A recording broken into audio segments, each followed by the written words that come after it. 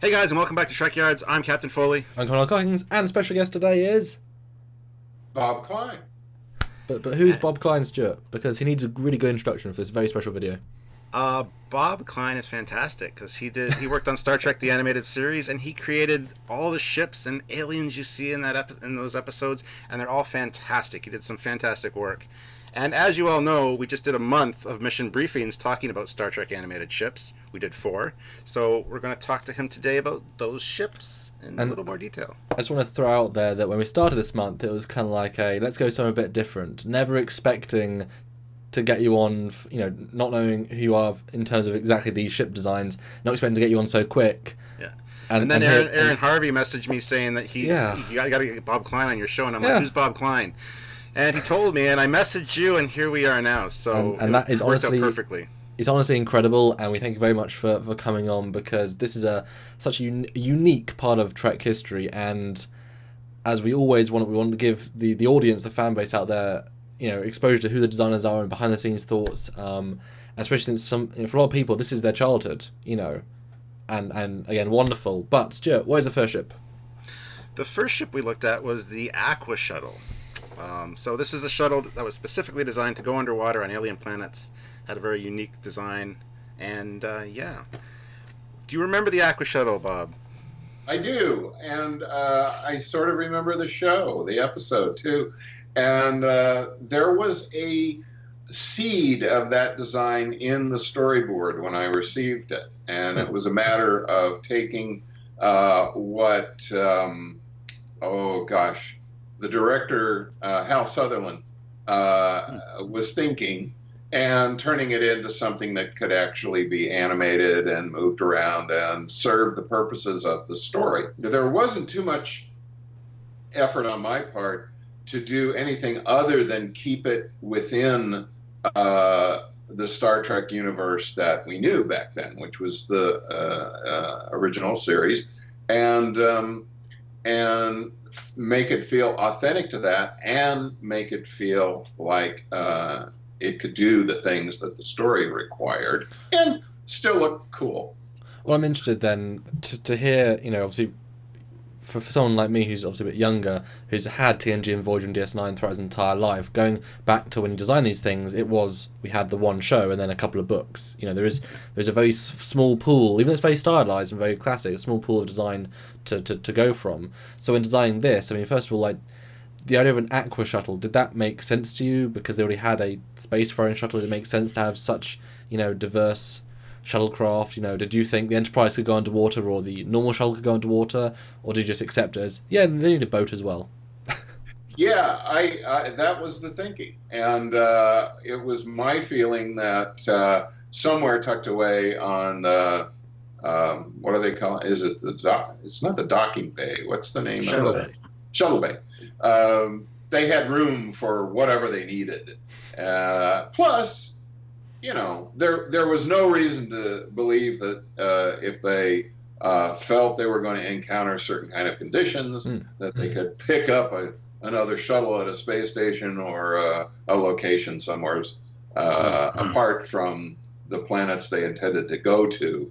And I can't remember if it was in the story or not, but I think from my point of view, they wouldn't necessarily be going to a planet that they didn't know something about in advance, And since, Matt Jeffries designed so many iconic shapes, for, building, again, we take canon as this, Bible and tapestry, whereas you were just, a much smaller piece.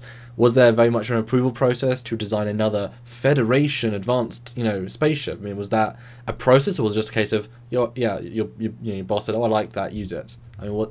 Yeah, it was more that kind of thing, and because of the quickness of the production, unless there was something really wrong with the design in terms of its functionality or animatability or what have you, most of what I did, I remember being accepted just as it was.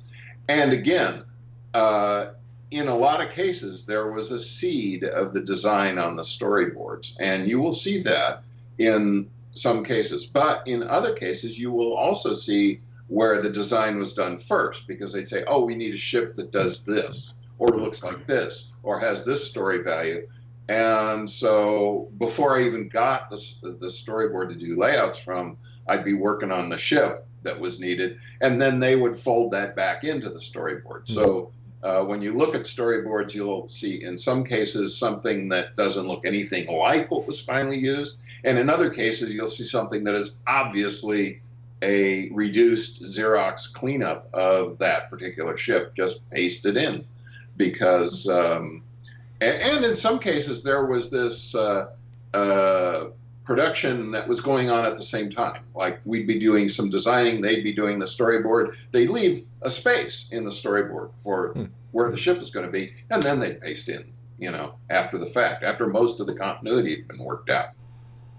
Now, one of the things I've said throughout all those mission briefings was that the animated series kind of made it possible to make alien ships and alien creatures that were way more dynamic, way more alien looking than you could do with a live action show at the time. So that moves us on to our next ship that we talked about, which was the alien pod ship, or as you referred to it in our announcement video, the watermelon ship. And apparently Gene wanted something very specific for this alien ship. So talk to us a little about that and how you went about approaching that design. It was my first assignment in animation after having been accepted to employment at Filmation, and since I'd shown that I could come up with imaginative ideas, they gave me this thing that Roddenberry had asked be unlike anything you'd ever seen before. And, great, thanks a lot, that was a good direction. And it just went on that way, and I started drawing very appropriate to Starfleet designs to begin with.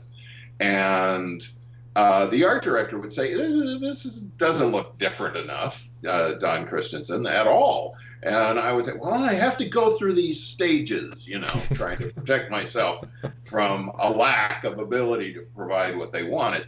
And so it was a matter of them pushing me, but with no real specific instruction. No, that's not it. Keep going. And apparently at that point, and I sort of remember this about almost all of the Filmation projects that I worked on, at the beginning they give you plenty of time to screw around and do all different kinds of ideas, and then at the end you're just pushed incredibly hard to get the thing done. So I had this time, I spent days working on it. I got very little direction, not even something like, oh, that's more like it.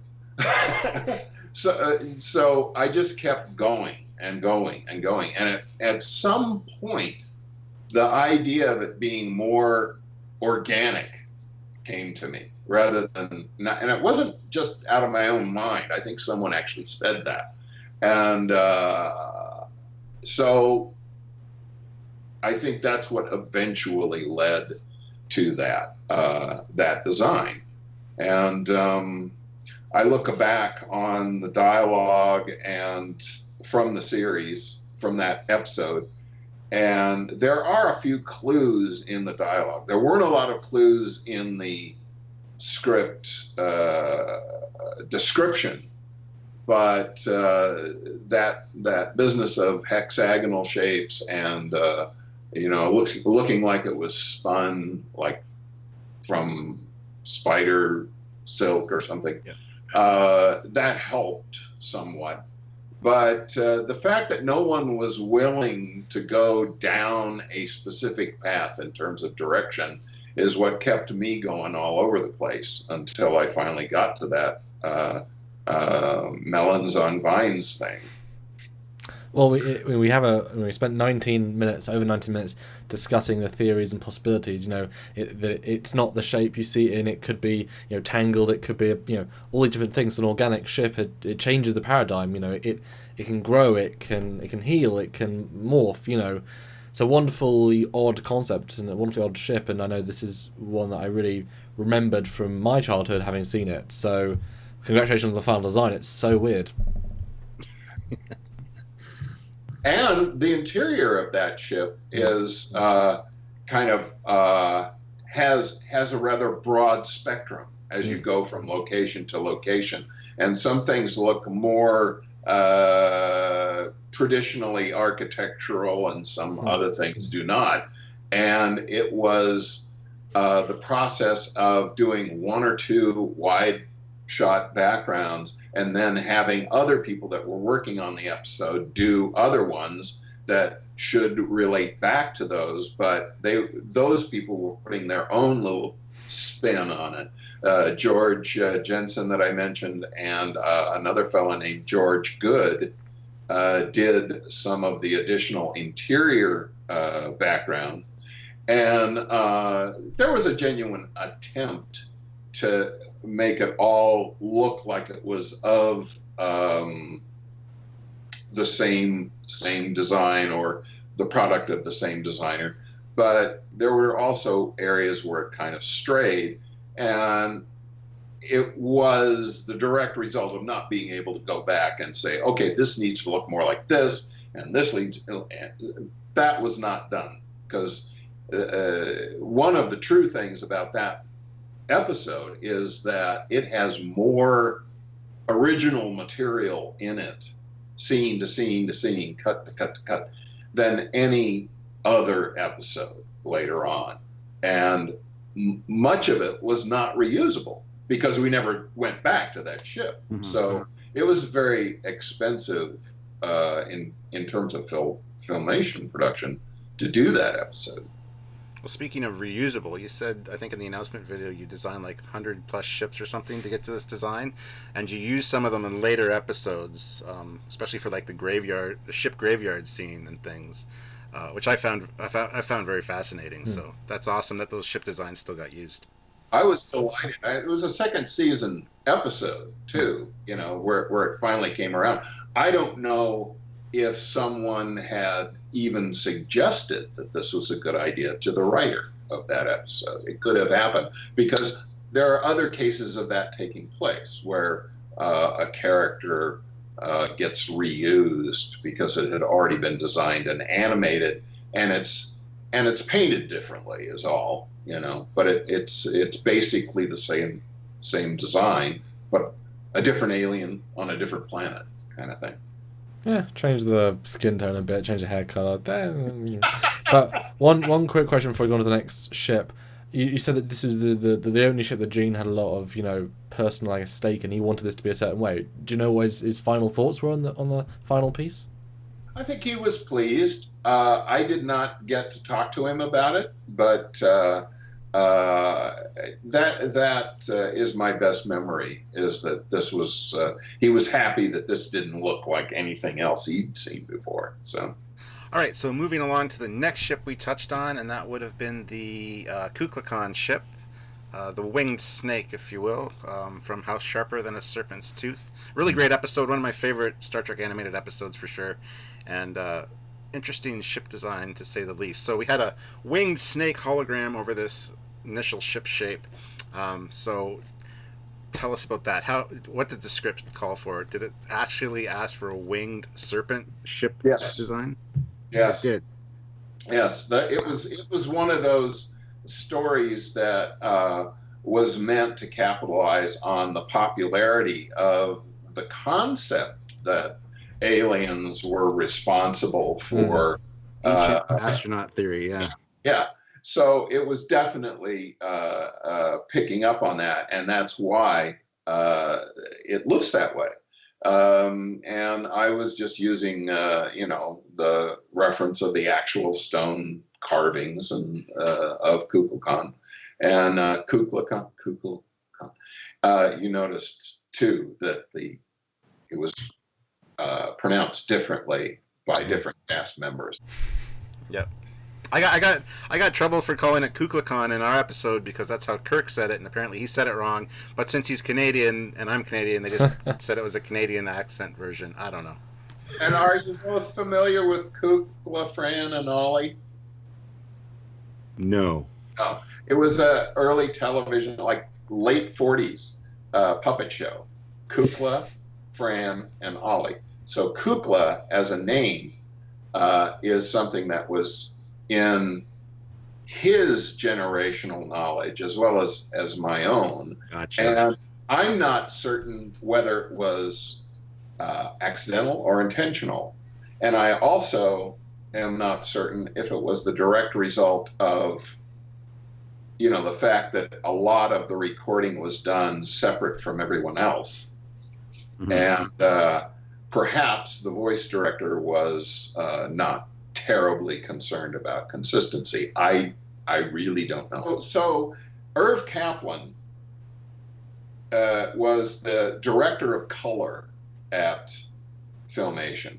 He was responsible for choosing the colors of the characters, and so the fact that Kukla is the rainbow is totally Irv's fault. So was he the one that was colorblind, and that's why some of the ships are pink and some of the tribbles are pink? I actually have worked for a guy who was colorblind and liked to make comments about color, but a totally different guy. John Eves is colorblind. I don't know if a lot of you guys know that. Yeah, he is colorblind. But in this case, Irv was like Larry David is a curmudgeon, and so was Irv. He couldn't be told anything. He couldn't receive a suggestion. He was one of the original founders of Filmation. Irv had, what would you call it? An authentic disrespect for the opinions of others. He just did what he wanted to do, and Lou didn't get in his way. And Norm Prescott, who was Lou's partner in the circle, he didn't care. And so, I learned early on, because of my low position on the totem pole, that he really wouldn't listen to me if I was raised a complaint. So all those pink Kazintis and pink flying saucers and purple and green thing. I mean, us kids were in our 20s, and we just couldn't run out of negative things to say about him and his color sense. Yeah, the whole idea of this ship, is a ship within a ship, or a life form for life, a holographic exterior. How, at that time, how did you understand the idea of a hologram, of a holographic shell of a projection? I mean, was that, because again, nowadays with the TNG holodecks, and it's been in our lexicon for years and years, but back then, was that conceptually a high concept idea, or was it? No, and the reason I say that so quickly is because of Scooby-Doo, which was on the air at the time, and they used holographic projections regularly as a way to explain what that monster was, or that thing was. I think they even used it in Johnny Quest, which was earlier.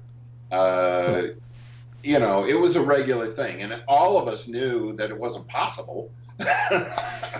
And when we finally saw some holograms in what was it, Logan's Run, maybe? It's the rainbow effect, and it has to be against a black background, and it has to be in this tank, or you have to have smoke-filled room or something to project it onto. So, however, in Star Trek, the original Star Trek, you've got Who Mourns for Adonis with the big green hand, which isn't really anything other than a formation of energy. Yeah, that's exactly right. Sorry, I have to relive that. There you go.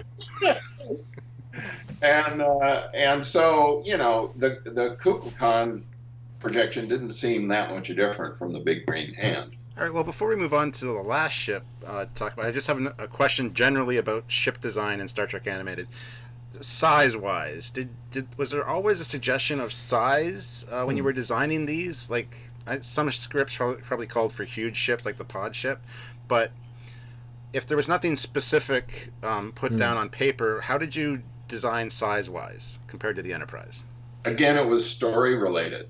Almost in every case, there would be some indication, if you'd read the whole script, People never read the whole script. That's part of the problem with that show. If you had the storyboard, there would be an indication of size on that just by going from scene to scene to scene and seeing how it was used. So, one way or the other, you were able to suss it out, what it should be, how big it should be. Now, did you keep like size comparison charts and stuff over the course of the series to kind of, if you needed to reuse something, you kind of knew what it was prior, or? We did not. Not even a little bit. But we kept copies. I mean, I did. I don't know that anybody else did, really, in layup. But I kept copies of all my stuff, at least for several years after. But at the time, so that I could cross-reference if it became necessary. And I was pretty dedicated within the limits of my own personal abilities to making it make sense. One of the great assistants we had in doing our drawings of the Enterprise was the fact that they gave us a 35 millimeter print of one of the last episodes of Star Trek that we were able to cut up and put into slide frames. And we used slide viewers, little handheld slide viewers, to check out, oh, that's what that looks like. And so the drawings of the interior of the ship are pretty accurate. I felt that at the time that I was designing these ships, that it was my job to make the stuff look as much like that universe as I could. And we applaud you for it. Yeah, we appreciate you for that. Absolutely. But that moves us on to the last ship we talked about during our month of Star Trek animated ships, and that would be the Orion Pirate ship. The bright orange one. Yes, which in our announcement video for you claimed was your favorite design, the Batwing design, which we actually, I think I referred to it could be a Batman ship in the episode. I'm not sure. I said I thought Power the same Ranger, thing. but yeah. Oh, well, there you go. So talk to us a little about that design. And well, I didn't feel that anything like that had been done before at the time. I don't remember seeing anything like that. And the jumping off point for me was my love of the, which I literally copied for an episode, was the Martian War Machine and the idea from the George Pal movie. I love that manta ray look. And I thought, well, you could take that threatening look and make it much more threatening if you did this and this and this with it. So I did. And there was no reason not to do it that way. And I think that ship accommodates the idea of the antimatter nacelles somewhere within its design. And so I felt like that was the primary thing to concern myself with, was that. And of course, the Klingon ships at the time had a little bit of that look to it, because their wings curved down a little bit. But I thought, let's make it really strong in how scary it looks. And then, of course, Irv painted it bright orange, which made it look very happy. But still very aggressive. It has definitely an